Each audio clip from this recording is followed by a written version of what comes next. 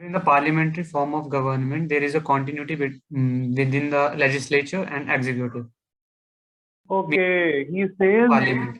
there is a continuity between, yes, legislature and executive. In other words, what Varun Mehla means to say is, Varun ही है ना तुम्हारा नाम? वरुण नहीं बोला है शायद? Yes, sir. जहां तक मुझे आवाज का हाँ पहचान है.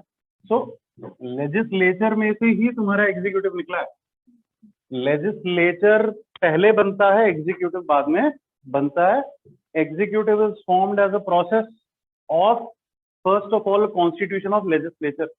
एक सिंपल देसी भाषा में मैंने बताया था कि मोदी जी पहले क्या बनेंगे? एमपी बनेंगे वाराणसी से. अगर उनकी पार्टी जीतती है, only then he becomes the PM. इसके बाद वो PM बनते हैं. फ्री एंड फेयर इलेक्शन से सारा प्रोसेस आपके डेमोक्रेसी का, आपके प्रजातंत्र का स्टार्ट होगा. Democracy begins from free and fair elections and it culminates to the execution of whatever laws have been made and whatever policies have been made. इनको इनका काउंसिल UCOM इनको एग्जीक्यूट करेगा, ग्राउंड लेवल पर implement करेगा, और अगर कोई dispute आएगा तो इसको रिजॉल्व कर दिया जाएगा जुडिशरी के द्वारा. This is all a democratic process. ये सारा प्रजातांत्रिक प्रोसेस है. इसके बाद इसमें और क्या क्या फीचर्स हैं? He says sir there is a continuity between legislative and executive. इसका एक और मतलब भी है कि जो न्यायपालिका, कार्यपालिका और विविधता, अब इन दोनों में कंटिन्यूटी है. इसको मैं ये भी बोल सकता हूं कि executive is a part of legislature. पहली चीज मैं ऐसे बोल सकता हूं, इसको डिफाइन कर सकता हूं. कंटिन्यूटी वाली चीज भी चलो सेम मीनिंग है. एक तीसरा मतलब भी है इसका, दैट यस कलेक्टिव रिस्पॉन्सिबिलिटी. मतलब executive is responsible to legislative as long as the executive enjoys the confidence of the popular house, that is legislature, अभी के लिए Lok Sabha. as long as the executive मतलब UCOM will enjoy the confidence of, इनका विश्वास मत अगर जब तक इसको हासिल होगा तब तक ये क्या रहेगा? पावर में या अथॉरिटी में रहेगा. अगर ये कॉन्फिडेंस ब्रीच हो जाता है किसी कारण से, कई सारे केसेस हैं जिनमें क्या होता है, यूसीओएम या सरकार गिर जाती है. पहला केस, सीएम मर जाए, सिंपल देसी भाषा में he dies. He can die, so he dies, the whole council resigns, या he resigns himself due to any personal reason, या फिर there is a horse trading the majority which was enjoyed by the legislature. मैंने बोला था ना, लोकसभा का business करने के लिए, काम चलाने के लिए 500 में से कितने बंदे चाहिए आपको? अगर इनमें से कोई भी बंदा हिल जाए और वो आंकड़ा 249 आ जाए, मेजॉरिटी से कम हो जाए, मतलब इनके खिलाफ ज्यादा लोग हैं, इनकी फेवर में कम लोग हैं.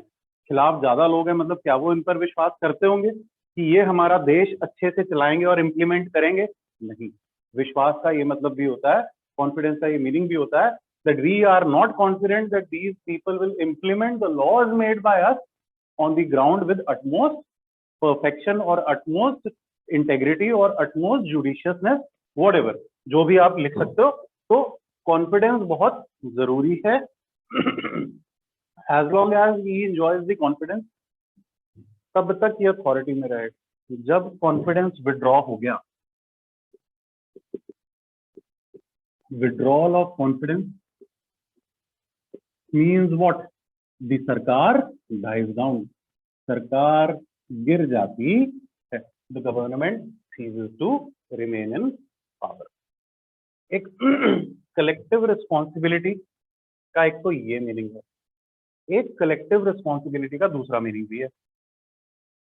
क्या है वो? ये मीनिंग है कि आप एज अ मिनिस्टर अकेले, आपकी कोई वैल्यू नहीं है, आपकी कोई वर्थ नहीं है.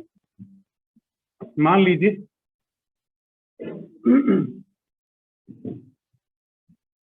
प्रेसिडेंट ऑफ इंडिया,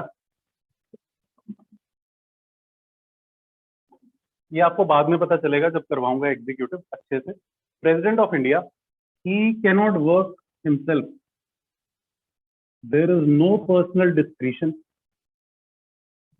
ऑनलाइन यहां तक समझ में आया, फिर मैं आगे चल रहा हूं। People have you understood till here? Okay.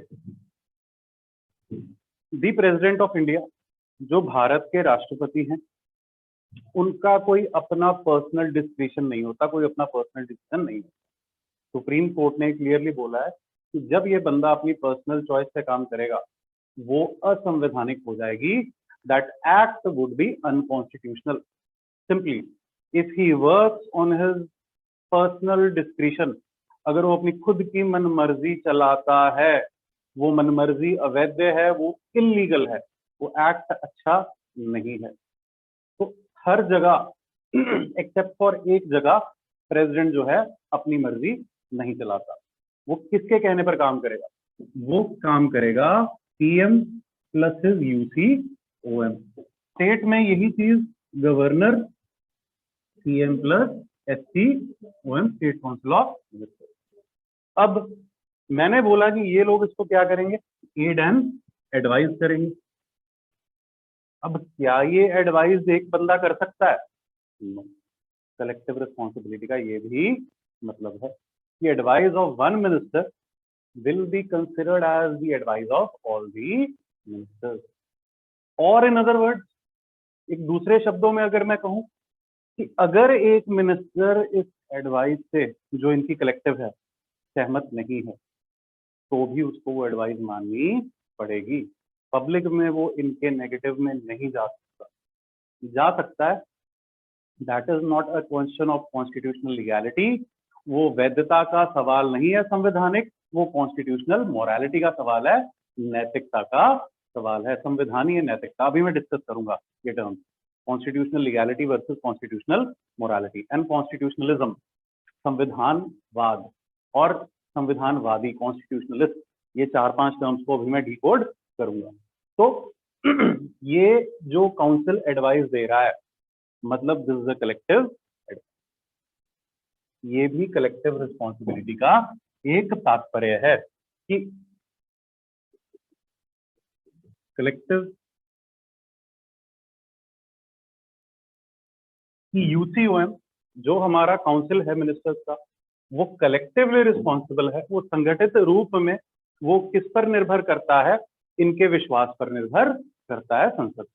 It is collectively responsible to the parliament of India.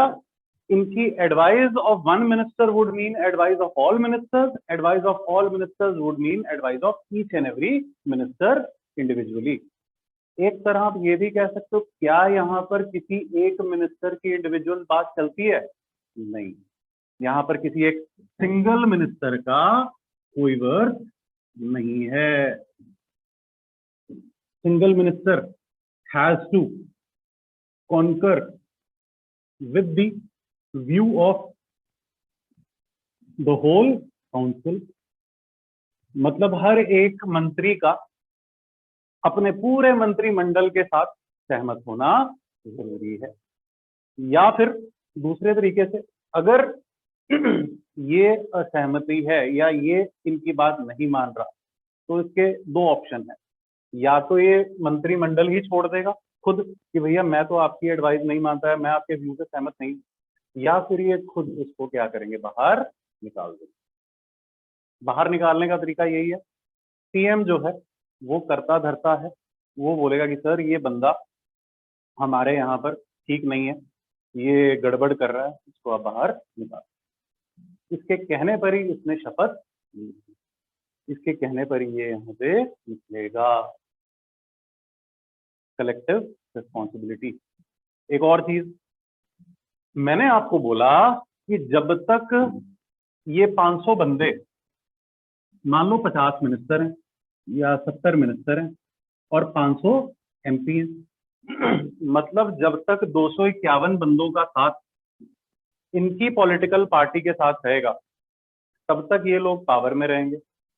Collective responsibility का एक और महत्व भी है, एक और हम निष्कर्ष निकाल सकते हैं कि अगर ये विश्वास मत टूट जाता है तो ये सारे इकट्ठे गिरेंगे। ये नहीं है कि इसमें 2-4 बंदे या 2-4 बंदे रख लिए जाएंगे, नहीं, they will swim as well as sink together.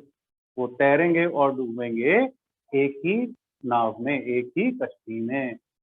ये भी कलेक्टिव रिस्पॉन्सिबिलिटी का एक तात्पर्य है। आपको समझ में आ रहा है ही ना ये क्या चल रहा है? कुछ नहीं आ रहा तो पूछ सकती हो। चेहरा देखकर हमें पता चल जाता है कि क्या चल रहा है लड़के लड़की के दिमाग में। हाँ, किसी के भी दिमाग में। हाँ बोलिए, बताइए। ये कुछ समझ नहीं आ रहा तो पूछो ना। अब मुझे नहीं पता कौन से पेज पर, किसी पेज पर नहीं है दुनिया के। अगर ये चीजें पेजों में होती तो तुम यहाँ क्यों आती? कहीं कहीं कहीं ना कहीं होगा, आई डोंट नो, पर किस तरह से शायद 7-8 पहलू उसके नहीं बताए होंगे। बताए हुए हैं, कहीं ना कहीं अलग अलग जगह पर होगा। इस बात को समझने की है ये बात। तो आप ये नोट कर सकते हैं सारे। Executive is a part of legislature, ये क्या लिखा था? कंटिन्यूटी।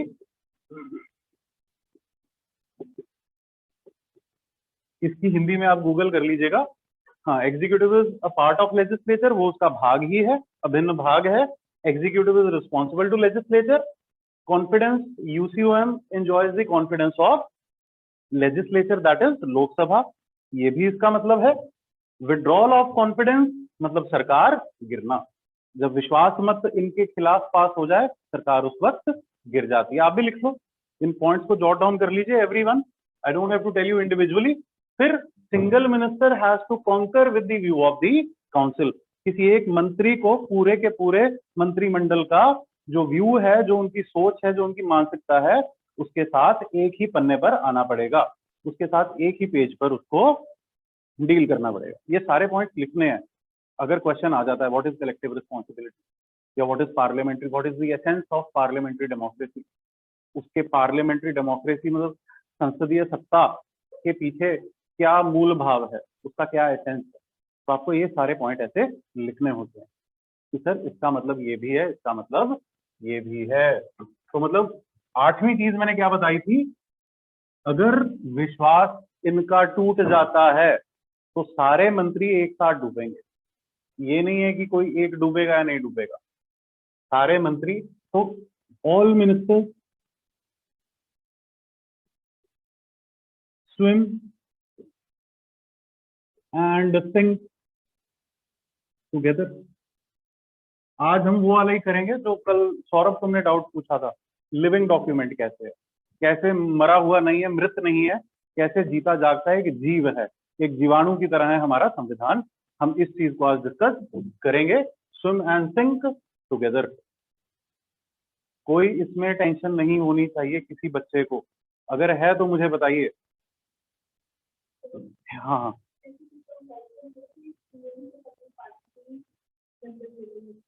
नहीं, ये बिल्कुल कंपल्सन नहीं है। Very good.